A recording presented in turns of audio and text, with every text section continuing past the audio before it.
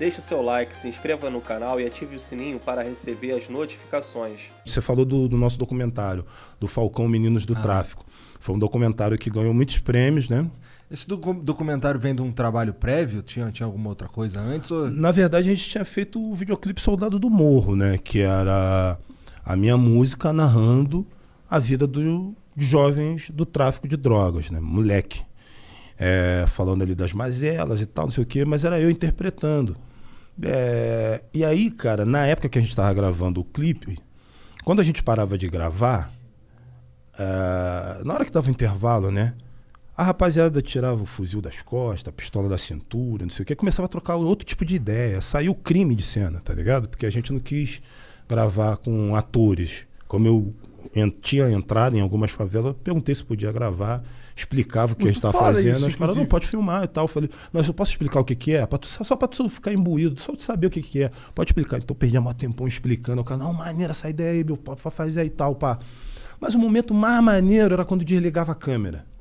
Que aí começava a trocar outro tipo de ideia.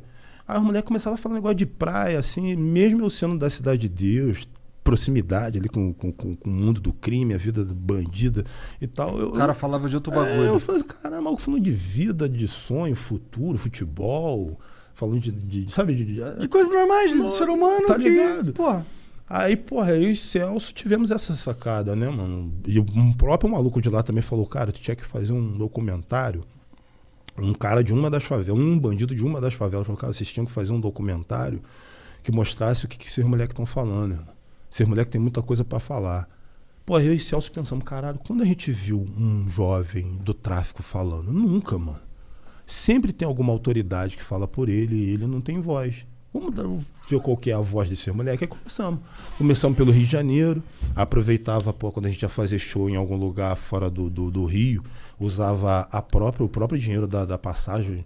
Ficava mais 2, 3 dias no hotel, na cidade, para poder ir nos lugares. Fazia os contatos na hora. Às vezes era a mesma pessoa do rap que nos botava na conexão do crime local. E, tipo... a gente não tinha como produzir isso com outras pessoas se não fossem os próprios bandidos. Você não tem como fazer um documentário desse se você não tiver contato com o crime. Então a gente foi vendo o mesmo perfil de jovem do Rio de Janeiro, é lógico, com suas peculiaridades, mas espalhado pelo Brasil inteiro. Na maioria pretos, de famílias desestruturadas, criados somente pela mãe, né, e baixa escolaridade. Não é uma justificativa, porque tem vários jovens nesse mesmo perfil que não entraram pro crime, mas nesse caso a maioria era assim. Então a gente foi filmando, coletando muitas imagens, e quando a gente foi ver, a gente estava com muitas horas de gravações, só que a gente tinha muitas mortes, de gente que tinha dado, de garotos que tinham dado entrevistas grandes pra gente, e depois a gente tinha um enterro deles gravado. Caralho. Porque assim, tipo, o grau de confiabilidade da família com a gente era tão grande de acreditar que aquilo de fato ia mudar alguma coisa no Brasil, que às vezes a gente chegava no Rio de Janeiro, alguma pessoa ligava pra gente, ó, Bill, Celso, ó, meu filho que vocês entrevistaram ontem morreu. A gente vai fazer o enterro depois de amanhã, se vocês quiserem vir aqui. A gente ia lá e cobria o enterro. Então a gente tinha, dos vários que a gente entrevistou, escolhemos tipo 16 para ser o fio condutor do documentário, para não precisar de autoridade. Só eles mesmo falando e tal, a voz deles mesmo ligava uma coisa com a outra. Não precisar de autoridade em que sentido? Tem um apresentador, tem alguém ali. É isso, uma pessoa, sabe, um filósofo, um antropólogo, sabe, que sempre tem nesse tipo de documentário. O mas cara que conduz isso, a própria fala dos jovens já era o fio condutor do documentário. E a gente separou 17. O que é foda essa ideia, né? Deve ter sido um trabalho de edição incrível. Foi também. foda. Os editores também, merecem um prêmio especial, que foram muito fodas no trabalho que fizeram na edição. E aí a gente tinha 17 jovens que a gente escolheu para serem os personagens que tinham mais histórias para contar. Em 2 anos, 16 desses 17 morreram. Caralho! Só ficou um que tinha o sonho de ser palhaço, né? E o que salvou ele, na verdade, foi o cárcere, né? Foi o fato dele estar preso. Se ele não tivesse preso, ele tinha morrido como os outros também. Então a gente acabou com um documentário final, que a gente queria falar sobre a vida, e a gente acabou com um documentário quase sobre a morte, né, cara? Bagulho sinistro. A gente passou em vários lugares, né? A princípio foi exibido pela... Pô, a comida chegou, tô até gaguejando, mano. Tem um álcool ali, ó. Ele foi exibido pela Rede Globo, né? Pelo Fantástico na época, né? O programa de maior audiência. Isso foi que ano?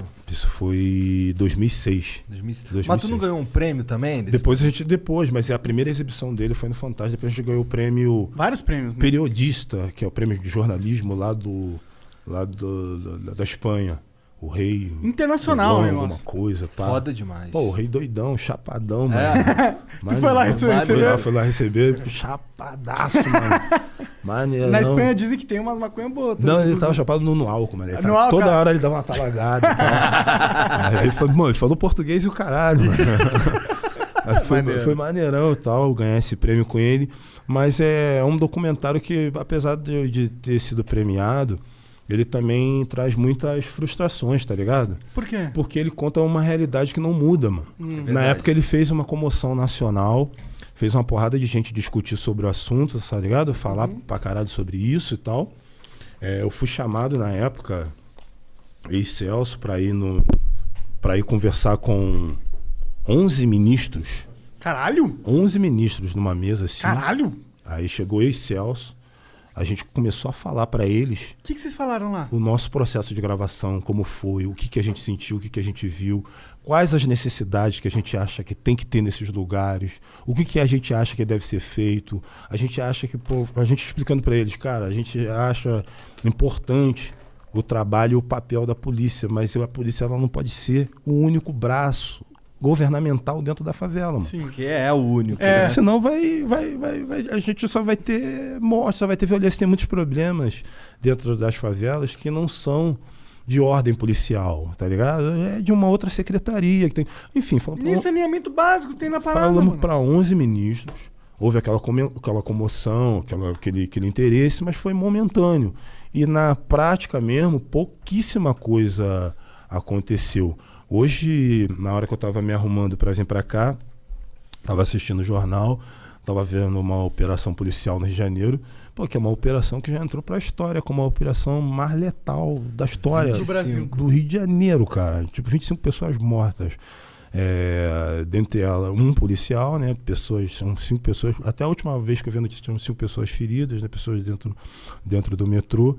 E dessas 24 pessoas que morreram, com certeza deve ter gente do tráfico, mas é muito provável que tenha gente que não seja também. Que até agora não houve assim uma perícia grande. Uma perícia, não tem nomes, não tem a forma com que essas pessoas foram mortas, em que tipo de situação, verdade, tipo de ação. Não sei, E eu estava vendo a entrevista, acho que é do delegado, ele falando do tempo de investigação, né? Acho que foram 10 meses de investigação para montar a operação.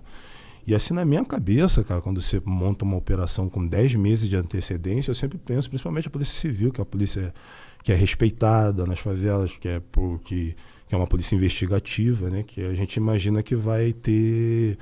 não vai ter gente morrendo. Vai ter mais uma pessoa mais precisa, né? Horário, local, sabe dar o bote certo, a pessoa indo pro shopping. Mas eu pensei que ia ter esse tipo de coisa assim. Mas no final a gente acabou com uma operação muito desastrosa. Não pode ser normal uma operação ter esse número de óbitos, esse resultado. E até a motivação, que a investigação era por conta de que traficantes estavam usando jovens, aliciando jovens para o tráfico de drogas. Mas isso é em tudo, né? Daí tu mata um monte de jovens. Eu acabei de falar do documentário que a gente mostrou em 2006, que já mostrava isso. Tem músicas que vinham antes da nossa que já mostrava isso.